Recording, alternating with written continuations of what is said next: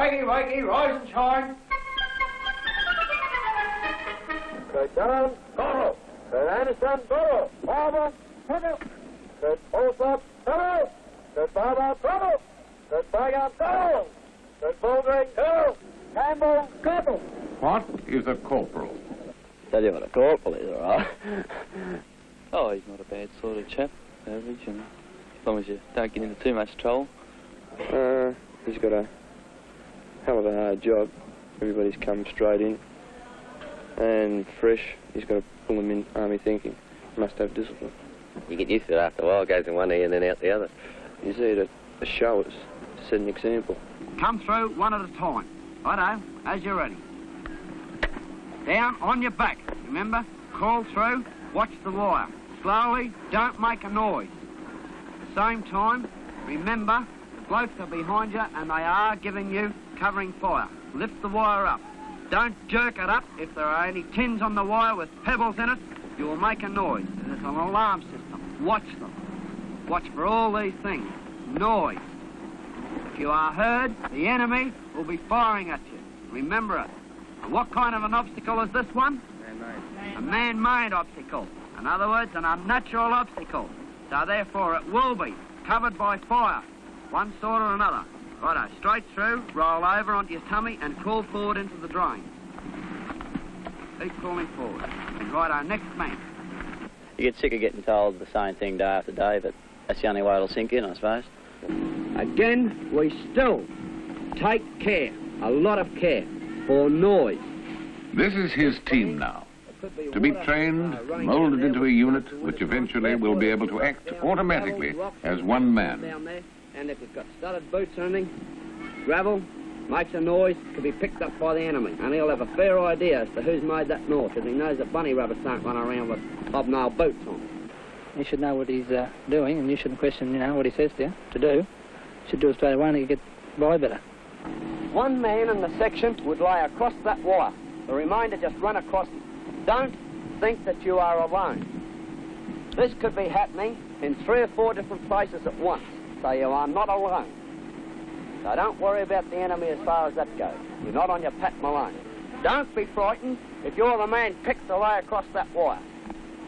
Remember one little saying, and I believe it. He who hesitates is lost, because he doesn't hang around anymore. He's there to show us, to set an example, to set an example, to set an example. Flop down on it. Get your head down.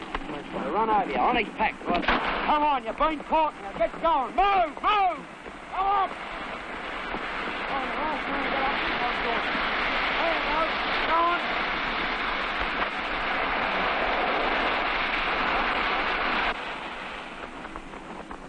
Were there any mistakes? What'd you pick out that they were doing wrong? He must have them to be loyal to him, I think, and if he's a good corporal, they will be. He's in charge of the section, and he's the boss of 9 men or so in the section.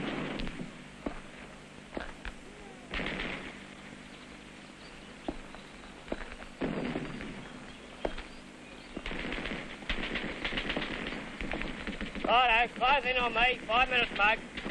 This corporal is bringing his men to a pitch where they are well on the way to becoming a fighting team. Righto, fellas. The patrolling at the moment is reasonable. Still not up to scratch.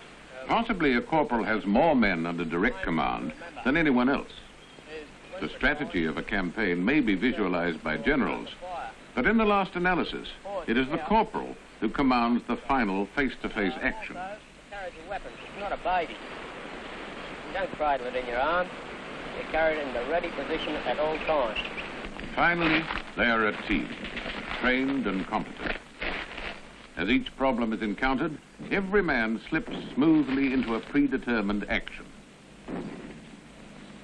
The corporal is called up to assess the situation, and the section's confidence in him is such that they will attack automatically the instant his command is signaled.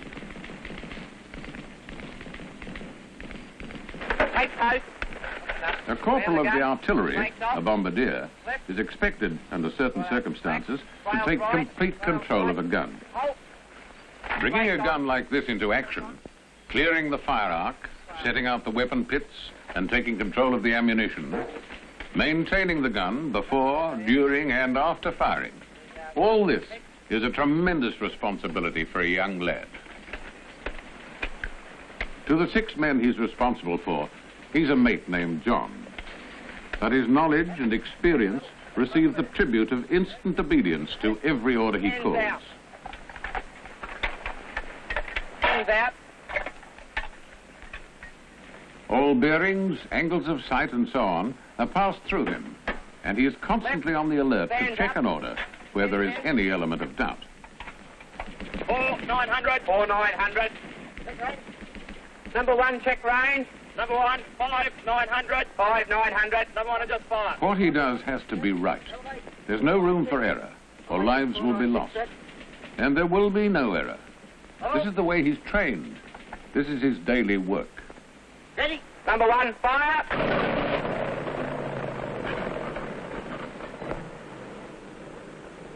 The end of the day, and a troop of tanks is about to give itself a final inspection and replenish its stores and ammunition before regrouping for the night.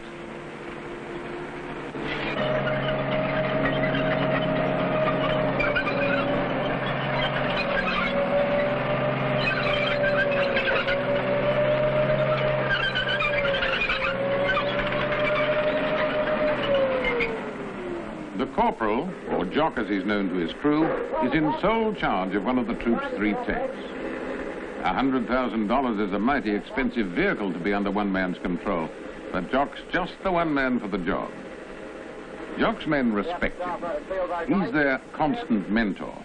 He lives with his team. He knows every man's job, and therefore they obey him to the letter.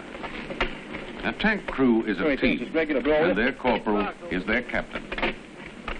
Jock has to see to it that his boys get their meals, get time for a wash and clean up, that the guns check out all right, that oil, petrol, water, and ammunition are taken on board. Logbooks have to be correctly filled out. In fact, his duties seem never-ending. Bob, you go and get a wash. Look, we've got to be moving out in another 20 minutes.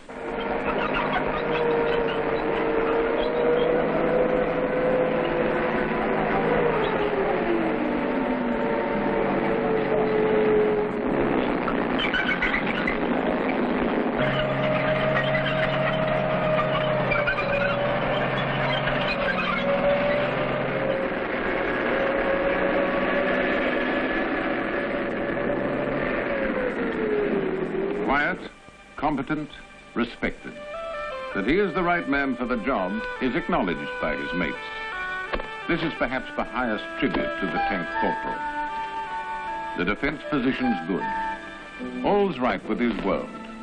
And now Jock can sleep and forget the worries of those 2 stripes.